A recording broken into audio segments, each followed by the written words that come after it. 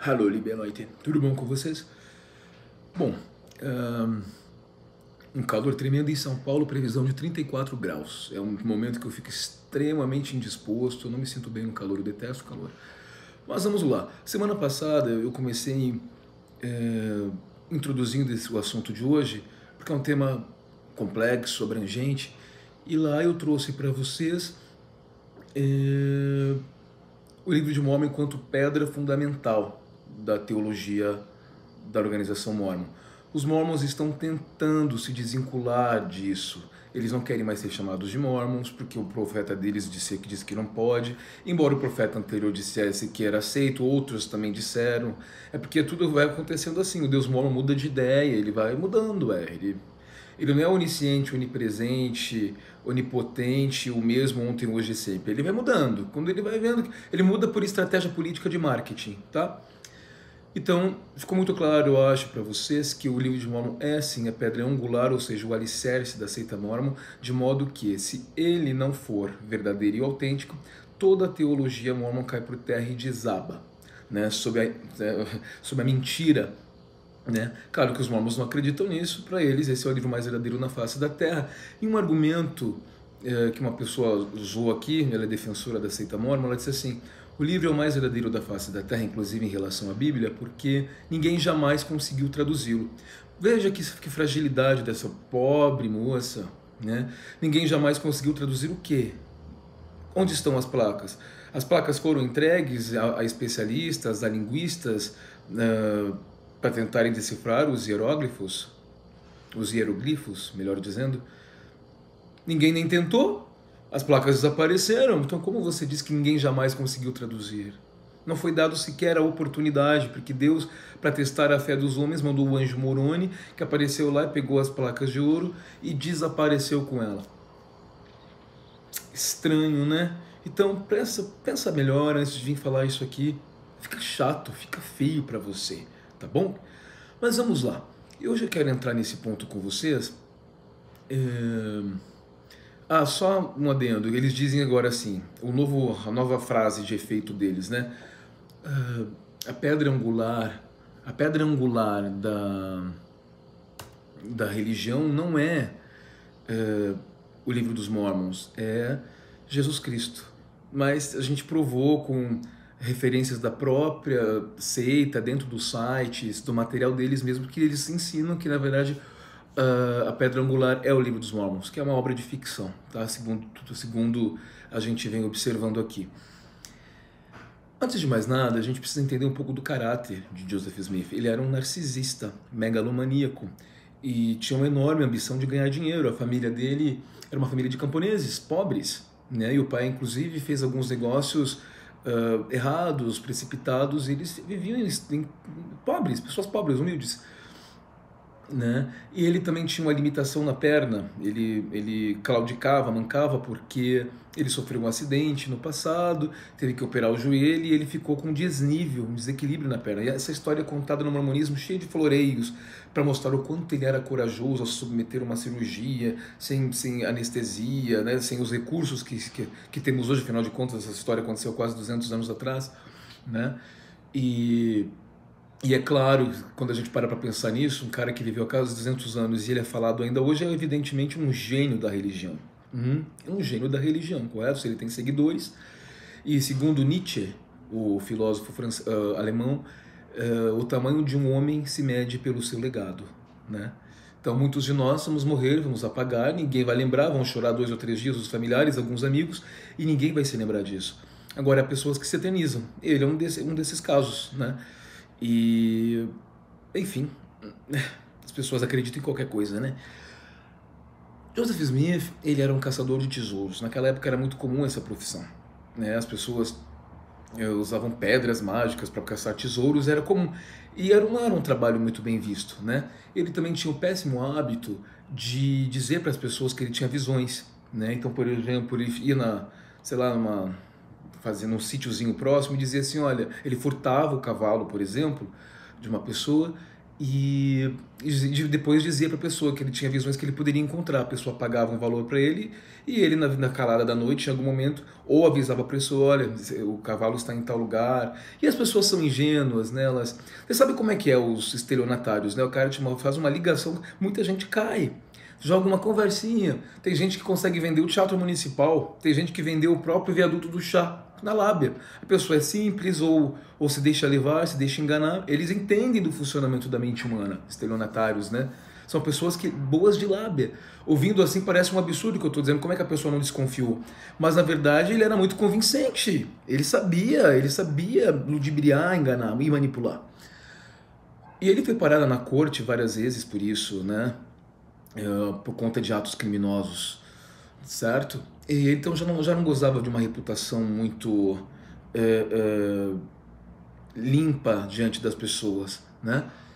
Ocorre que num belo dia ele disse que ele saiu declarando para todo mundo que ele teve uma visão, né? Que ele foi ao bosque orar, a gente já sabe mais ou menos essa história, e Deus e Jesus Cristo apareceram para ele pairando em carne e osso, e disseram a ele que ele teria uma grande missão, já que durante 1400 anos a verdade havia sido removida da terra, né? Os restauracionistas, nós temos vídeos sobre isso, Mormons, Testemunhas de Jeová, Adventistas e mais alguém aí, tá? Dá uma olhadinha nesse vídeo aí que a gente fez. Eles pregam mais ou menos a mesma coisa. Durante 14 séculos não houve... a verdade foi removida devido à iniquidade das pessoas. Então Deus retirou, né, a sua igreja da face da terra, e Joseph Smith foi incumbido da responsabilidade de restaurar. Por isso que os Mormons dizem: nós não fundamos nada, nós somos restaurados. A pessoa fica impressionada, né? E muito bem, então ele recebe placas supostamente de ouro. Você imagina o peso disso. E nessas placas de ouro havia um registro desse povo antigo, né, que viveu supostamente nas Américas, tá? E o Joseph Smith deveria traduzir esse livro de um tal de um egípcio reformado que linguista nenhum jamais ouviu falar, né? Aí eles argumentam que, a bem da verdade, esse foi um idioma criado por Leí, que é o patriarca, profeta, que conduz a sua família para uma terra distante, etc., tal, vindo de Jerusalém, porque Jerusalém seria destruída. Ele recebeu isso em um sonho e um livro que possibilitava que ele lesse o futuro. Olha quanta coisa absurda, gente, é ficção pura, né? Então ele, já introduzindo o início do livro, ele orienta as pessoas em Jerusalém a se arrependerem, porque Jerusalém seria destruída, né? E as pessoas começam a persegui-lo, porque Mormons adoram dizer isso, porque eles são perseguidos o tempo inteiro, né? E aí começa a história do livro de Mormon, cuja responsabilidade ficou a cargo de Joseph, né? Então ele recebia constantemente a visita do anjo Moroni em seu casebre. Ele morava numa casa extremamente humilde. O anjo aparecia lá tomado de grande esplendor e luz, né? Engraçado que ninguém via, na família ninguém viu. E acompanhava, ele foi preparando para que quando ele alcançasse uma certa idade ele pudesse realizar essa obra tão monumental. Imagine você, o livro de Mormon, se eu não me engano, tem 400, 500, eu não me lembro, mas é um livro relativamente volumoso, com letras minúsculas, né? Assim, mais ou menos. Você imagina se isso estava registrado em caracteres no idioma antigo, você imagina o trabalho monumental, colossal para fazer isso, né? Tanto para esculpir isso em placas de ouro, quanto para traduzir, né? Não se esqueça que naquela época não existiam que nem máquina de escrever, era aquela tinta de pena, né? Eu lembro que uma vez a gente foi acho que era uma conferência, minha família foi. Meu irmão mais novo olhou para um monumento que havia dentro da capela, que na verdade era uma réplica das supostas placas de ouro. Ele ficou impressionado, ele falou: olha as placas, finalmente eu achei as placas. Porque ele era gurizinho, né? Que todo mundo queria ver. Olha as placas de ouro, então é verdade. Eu falei: não, isso aqui é apenas uma réplica, uma suposta réplica, né? Porque a original a gente não sabe como é que é. Joseph, para criar esse trabalho, para realizar esse trabalho, ele precisou do auxílio de escribas, pessoas que o auxiliassem. Uma delas foi Martin Harris, né? Depois Oliver Cowdery, se eu não me engano, ajudou também, e a própria Emma Smith, sua esposa. Lembrando que nesse contexto ele já praticava a poligamia secretamente, tá? Então ele pegava uma guriazinha aqui de 13 anos ali, pegava uma mulher casada ali e já ia assim, né? E ó, né? No decorrer desse processo todo ele já estava iniciando, né? A sua ideia supostamente inspirada por Deus da poligamia. Claro que ninguém sabia, né? Isso foi ganhando corpo depois. Agora veja bem, ele inicia então esse processo e quem ajuda inicialmente é Martin Harris. Martin Harris. Esse livro seria o chamado livro de Lehi, né? Que seria o início da história e tudo mais. Só que o Joseph precisava publicar esse livro e Martin Harris tinha recursos para isso, mas a esposa de Martin Harris se recusou a investir dinheiro em algo tão absurdo e pediu e exigiu que esses manuscritos fossem levados para que ela pudesse avaliar. Houve uma pressão interna na família e tal. E ele então falou com o Joseph: Joseph, posso levar esse trabalho que a gente fez? Enquanto ele fazia a tradução, vale lembrar, as placas não estavam ali. Havia uma cortina, o Martin Harris ficava de um lado, o Joseph do outro, tá? Joseph usava o chapéu, colocava a cabeça no chapéu para ler, usava as pedrinhas mágicas, coisa bizarra. E o Martin Harris ia escrevendo o que ele dizia, né?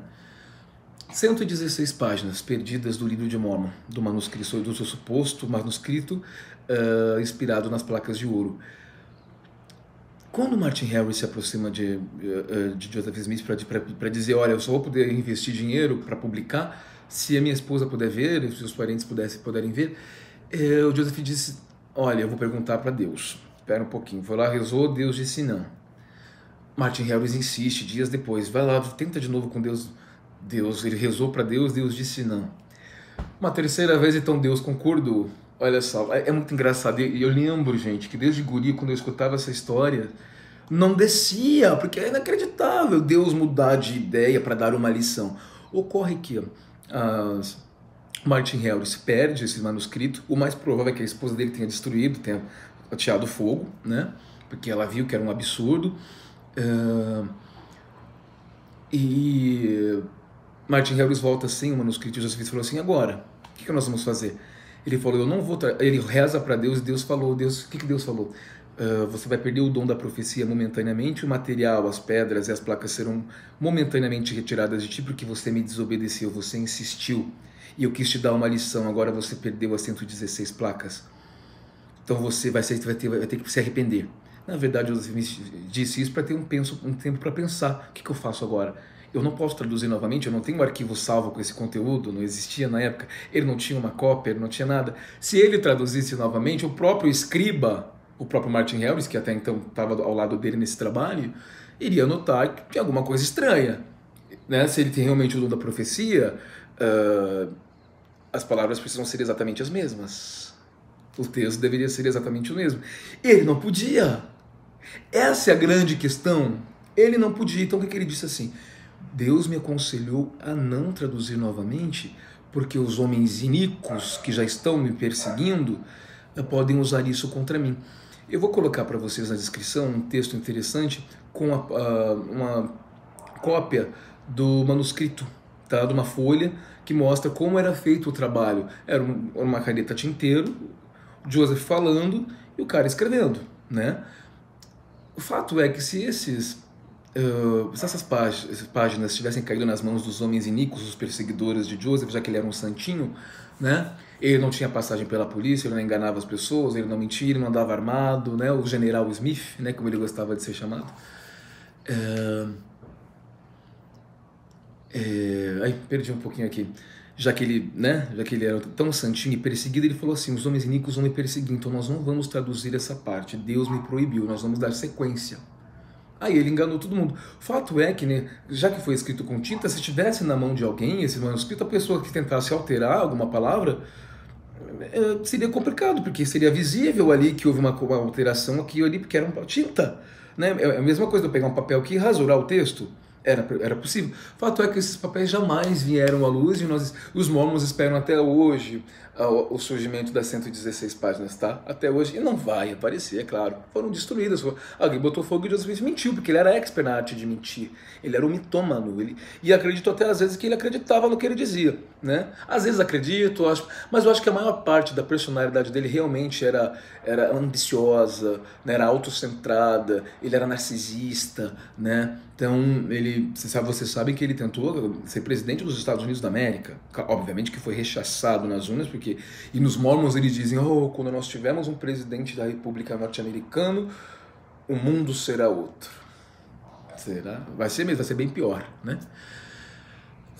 Ok, então ele inicia o livro de Mormon pelo livro de Nephi, primeiro Nephi. O que acontece? Leí, o pai de Nephi, então, como eu já tinha introduzido para vocês, teve essa visão, recebeu um livro que dava para ler o futuro, que, segundo ele, Jerusalém seria destruída. Vocês sabem que Jerusalém existe até hoje, né? Claro, ela pode ter sido destruída no passado devido às inúmeras guerras, os conflitos pela Terra Santa, naquela questão ali do Oriente Médio, né? É bem complicado, né? Mas fato é que ela está aí até hoje. Então as pessoas começaram a escarnecer de Leí, a persegui-lo e tentar matá-lo. Então ele vai embora com a família para o deserto. E lá ele tem os filhos dele, ele tem 4 filhos. Ele tem a esposa Sari e tem 4 filhos, Lamã, Lemuel, Sam e Nephi. Todos hominhos, claro, né? Porque mulher, né? Todo mundo obedeceu, né? Porque ele era o patriarca. Lamã e Lemuel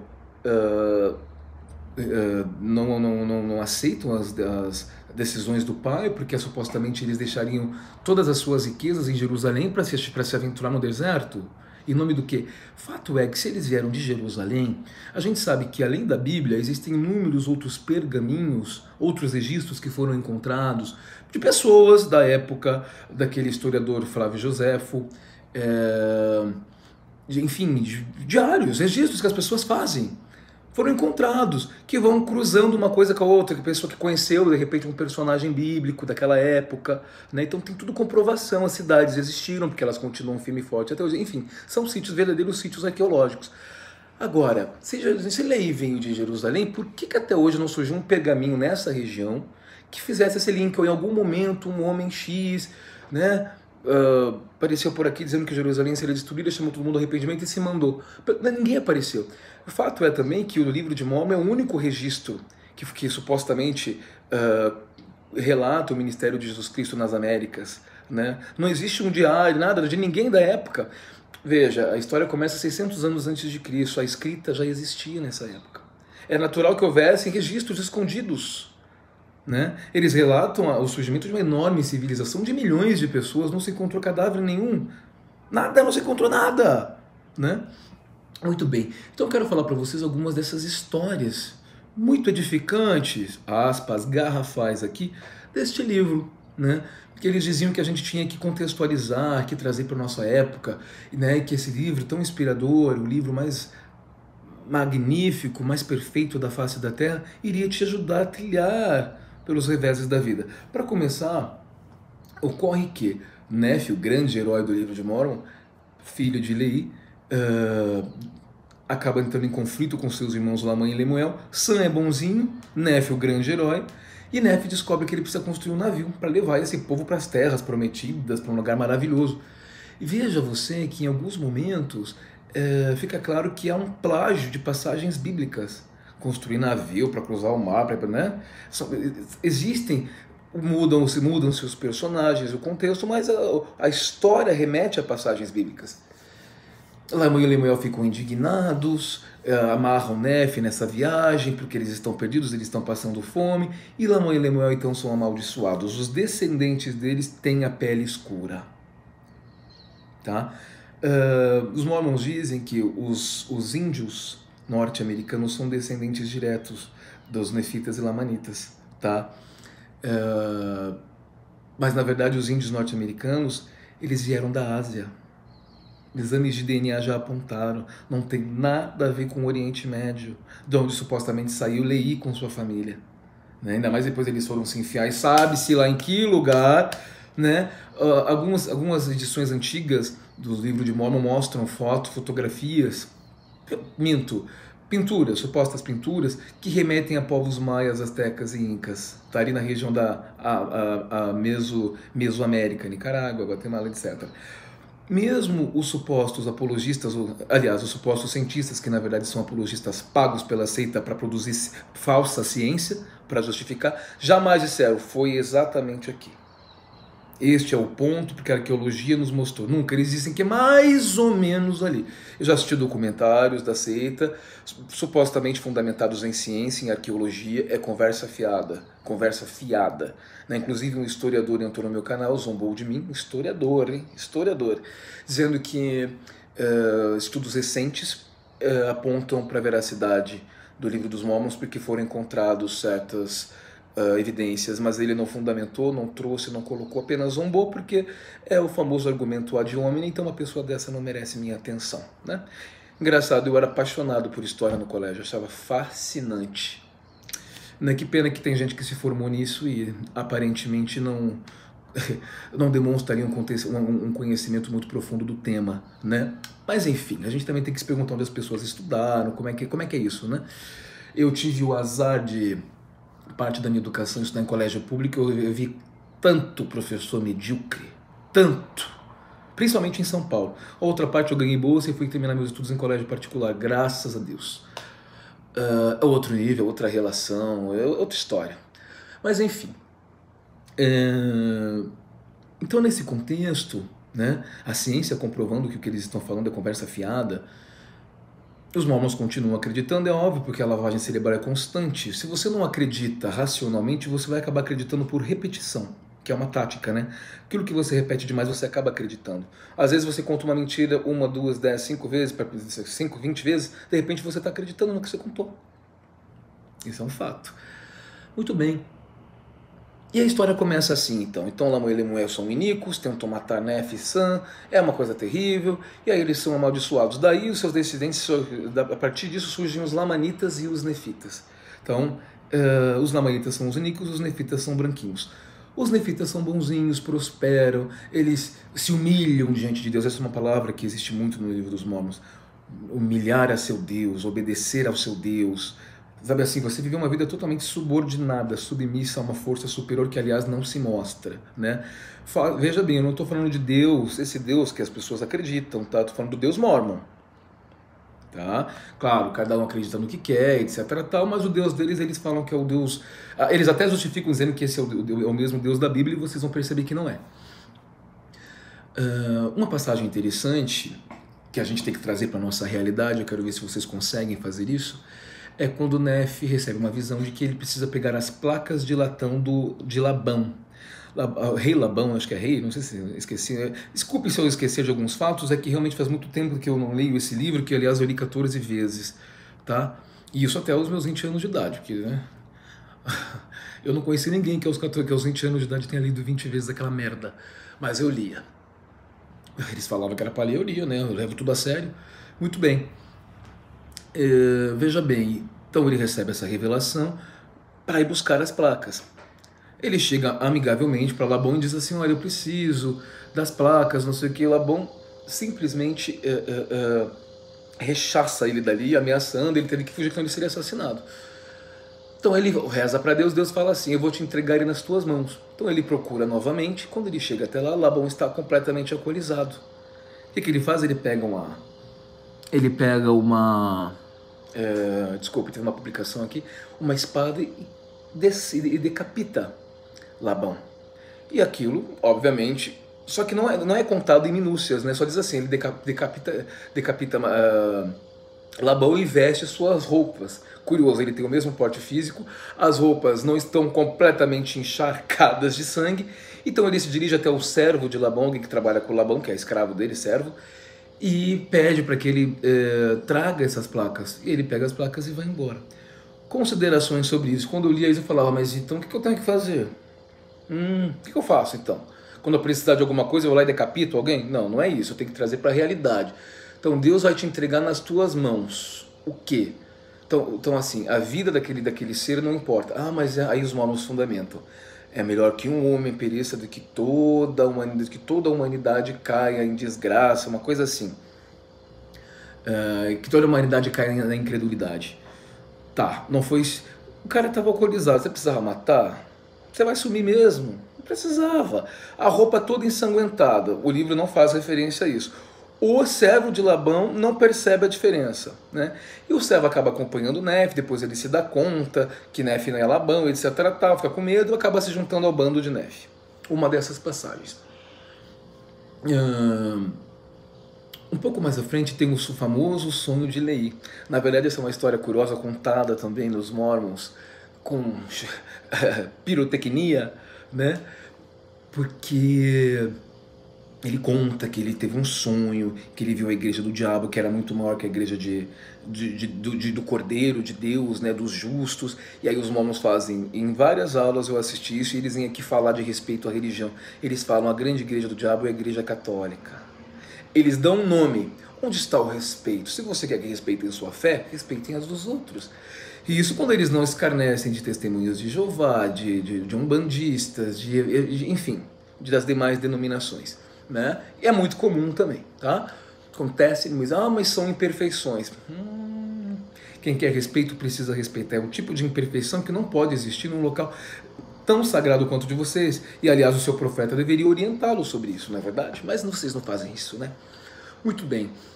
Nesse sonho tem uma grande barra de ferro. Aí as pessoas começam a rir dos justos que se agarram à barra de ferro. Aí você tem que traduzir tudo isso. A barra de ferro é o evangelho. Você tem que se agarrar àquilo sobre todas as coisas para passar pelas tempestades, pelas dificuldades da vida. Então você trilha uma vida realmente muito estressante, porque você está sempre com medo de uma grande tempestade, de uma grande provação. Então, segura a barra de ferro e anda a segunda milha. Detalhe, a segunda milha nunca tem fim, tá? E a barra de ferro você tem que se agarrar. Então é uma vida de desespero. Não é uma vida serena, não é uma vida tranquila e relaxante, né? Porque na verdade se você solta a barra de ferro, como aconteceu comigo, você vê que você não morreu, tá tudo certo. Até melhora. Você falou, então essa é a tradução. Mas no diário da mãe de Nefe, Lucy Mack Smith, ela conta desse sonho e tal, que na verdade era uma história contada pelo pai de Nefe, né? Joseph Smith Sr. Ele contava essa história constantemente. Nefe e Joseph Smith ficava muito impressionado.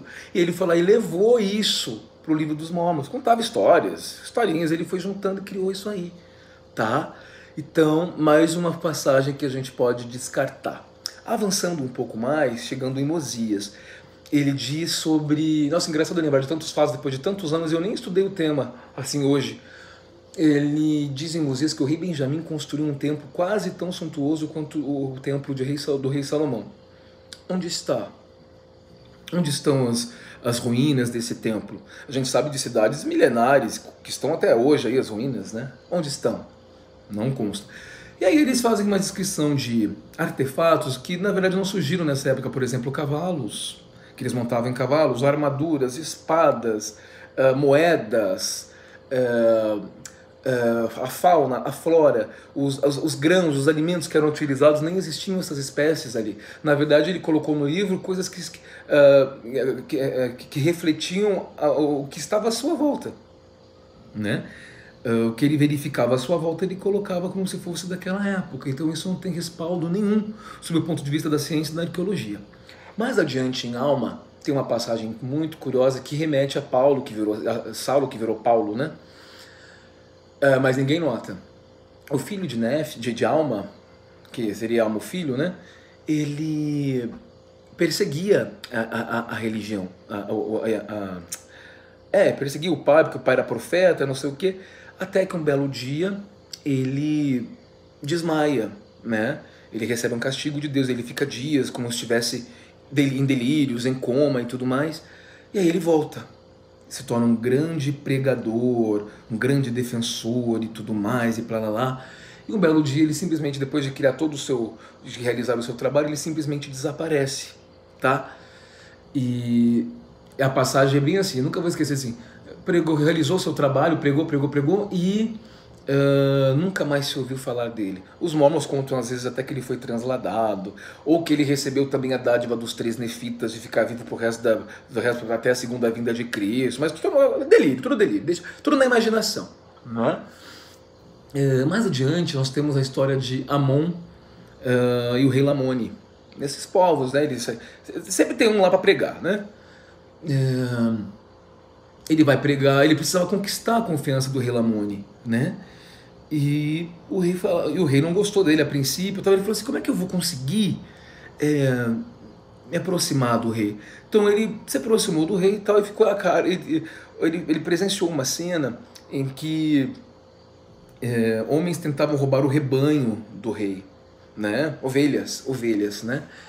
E o que ele faz? Ele pega a espada e começa a cortar os braços dos caras que vão lá tentar roubar as ovelhas. E aí ele cai nas graças do rei, o rei fica impressionado, depois ele dá conselhos ao rei, o rei fica mais impressionado ainda, né? E o que eu achei engraçado é que ele fez isso orientado por Deus. Então você vai lá, você corta os braços das pessoas, não é para dar oportunidade para elas se arrependerem, não é para dar oportunidade para elas se entenderem, elas não têm o direito. Alguém que está roubando a ovelha de repente está morrendo de fome, né? Não, Deus mandou simplesmente tirar os braços de todo mundo. E aí ele cai nas graças do rei e começa a pregar para o povo, né? Mais uma passagem esquisita para vocês. Uma outra passagem é Corior. Ele pediu um sinal para Deus, ele não acreditava nas coisas que estavam sendo pregadas, ele pediu um sinal. Quando ele pede um sinal, ele perde a voz e cai por terra. Então você já aprende que se você questionar, você pode receber um sinal desse. Então não questione, abaixa a cabecinha, seja subserviente e trilha o caminho, ó, estreito e apertado, tá? Porque senão você pode acontecer com você o que aconteceu com Corior, tá? Outra passagem é Terceiro Nefe, o ministério de Jesus Cristo nas Américas. Então ele é crucificado lá no Oriente e ressuscita, e antes de voltar para lá ele vai fazer um ministério nas Américas. Tá bom para você isso? Bobagem, né? Perfeitamente possível.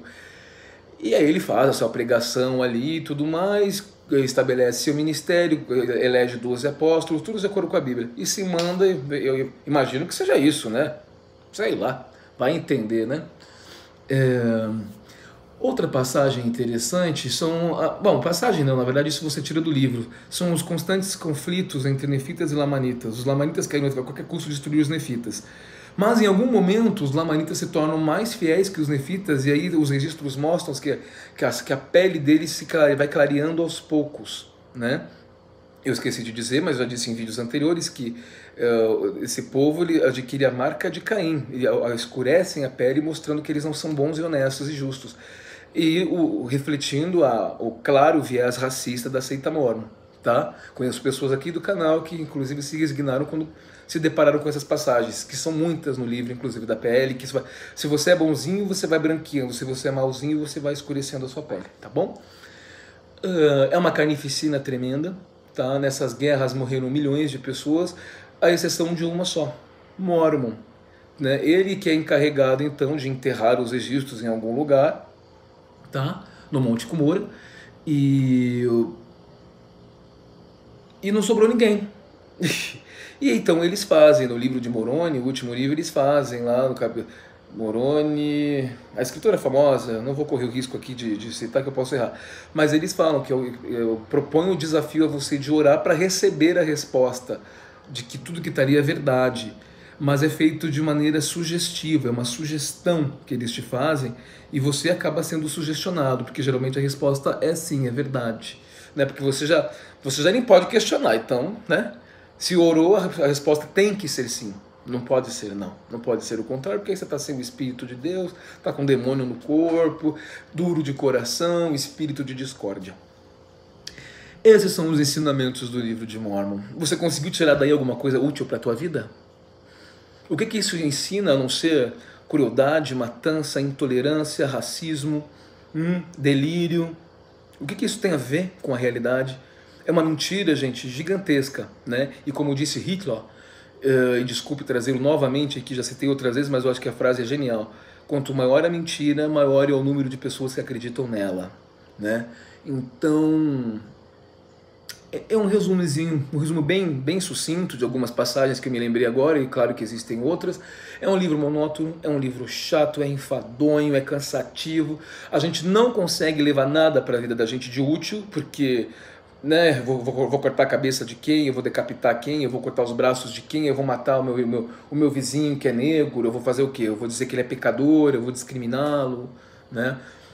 A gente tem vídeos, né, sobre o racismo estrutural, né, na seita, vários vídeos sobre isso, inclusive. Então, acho que você não precisa ler esse livro para tocar a sua vida, você concorda comigo? Porque afinal de contas ele não vai te agregar em absolutamente nada. Apenas vai te envenenar. Semana que vem voltamos. Um abraço a todos. Bis